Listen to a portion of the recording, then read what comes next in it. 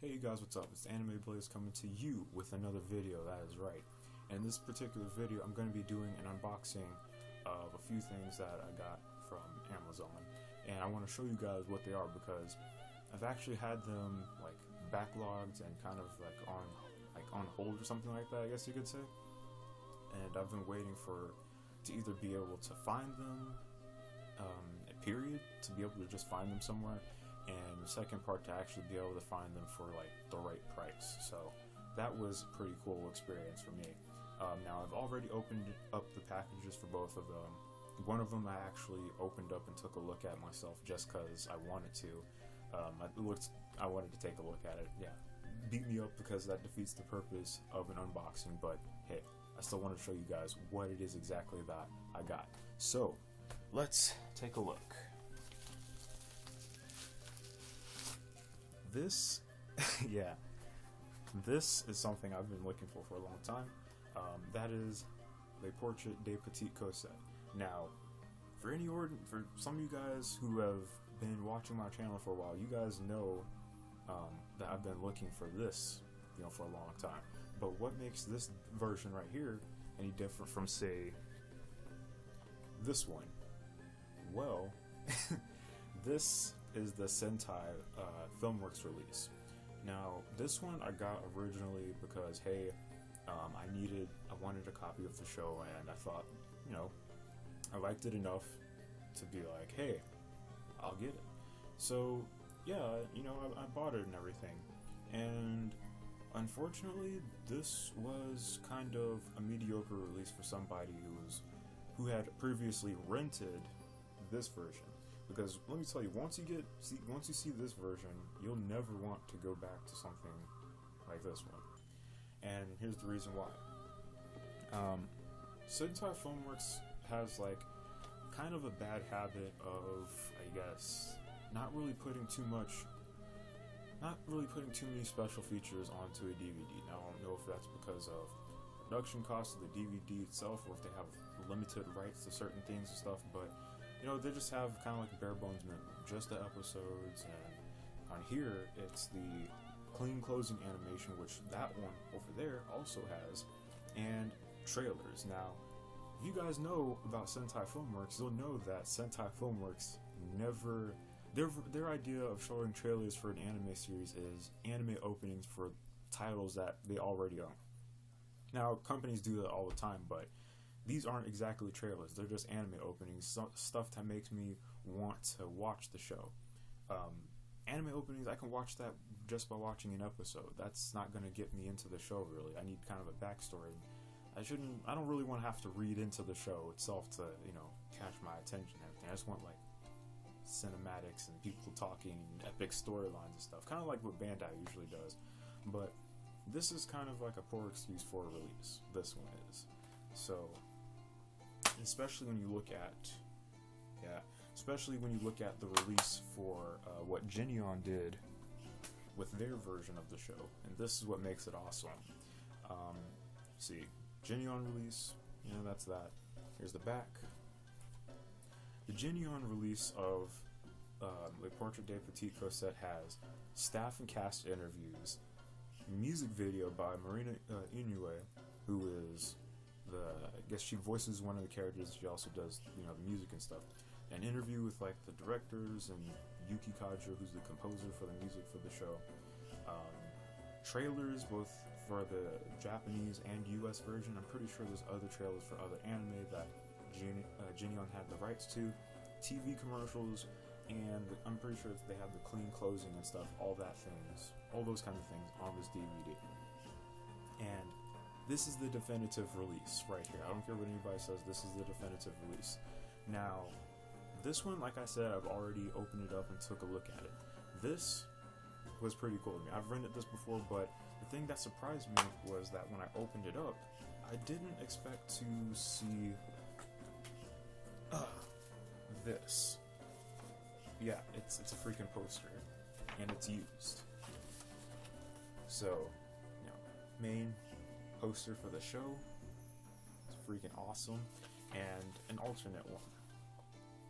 Again, freaking awesome. And I didn't expect any of that stuff to come in it. And that's why I say, like, that's why I'm glad that I got the show. And I'm glad it took me a while to hunt it down, but it was well worth it to me. Another thing about this release that not too many people know that makes this one just kind of like, I guess, a step up from the Sentai release anyway, is the alternate DVD cover, which, you flip it over and this is what it looks like and everything. To be honest with you, I'm probably going to put this one, whenever I put it with the rest of my anime, I'm probably going to use this alternate cover and everything just to distinguish the two, because this release was freaking epic. And that was, to me, just freaking awesome. Yeah, so if you guys, I got this used for $7, $7, probably around 11. And oops. So what I recommend you guys doing is, if you guys liked the show enough or whatever, and you actually liked the direction that it was going, like artistically, and just a whole bunch of other stuff, I'd recommend you go and get the Geneon release. Yeah, and I know Sentai Filmworks has their release. I'm just saying, from like my perspective, like I said, I'm a collector and watcher and stuff, so I'm gonna watch this version and other stuff and everything. But like from a collector's perspective, I want stuff that has like a little bit more extras on it, stuff that just stands out and is a little bit different and everything. So to me, that's freaking awesome. Definitive release, freaking amazing. So, the second thing I'm going to talk about, the second thing that I got, I've kind of been a collector of anime soundtracks recently. I'll give you an example right here. I actually do have one. Right here, Ghost in the Shell Solid State Society came with the soundtrack, and the same thing happened with Ghost in the Shell 2 Innocence, which I also bought like 1 or 2 years ago. I like to dabble with soundtracks a little bit, and some of you guys know that Geneon Entertainment used to mess with anime soundtracks and used to actually license those and stuff. I actually know somebody who has the Ergo Proxy soundtrack, and I freaking love it. So I thought, hey, I'd like to have a soundtrack for Le Portrait de Petite Cossette, and I actually need it for, a good price and everything. And I actually found it for $13. So I'll go ahead and show you guys this. This one I have not actually looked at yet. I just opened it up to make sure it was there. So, make it easier to get to and everything. So this is the soundtrack for Le Portrait de Petite Cossette. This in itself is actually kind of hard to find. It's like, I guess it's kind of rare. I mean, because not a lot of people know that Geneon actually messed with soundtracks. And this one is in pretty solid condition. Now on the cover it has like light scratches and stuff on the front, but that's because, hey, sliding on the shelf and everything. And here's the inside. The disc itself, I don't know if you can see it, but there's like no scratches on it at all. Well, yeah, not many that you can actually see. I think it might have been resurfaced, but it's still pretty solid. No scratches on that.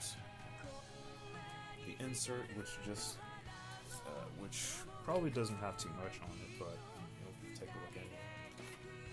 Yeah, not too much. Just track listings and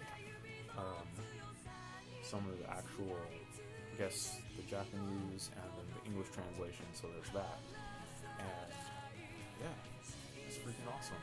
And one of the reasons that I wanted to get the soundtrack for the show is that because I knew Yuki Kajira had actually worked on this, and I've listened to a lot of her different songs from other anime shows.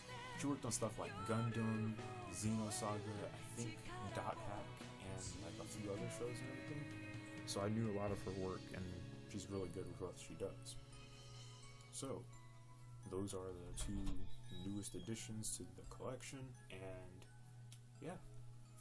So with that being said, this is Anime Blaze signing off, saying never doubt your capabilities because you never know what you might be able to do, and I will see you in whatever it may be happening that I decide to do.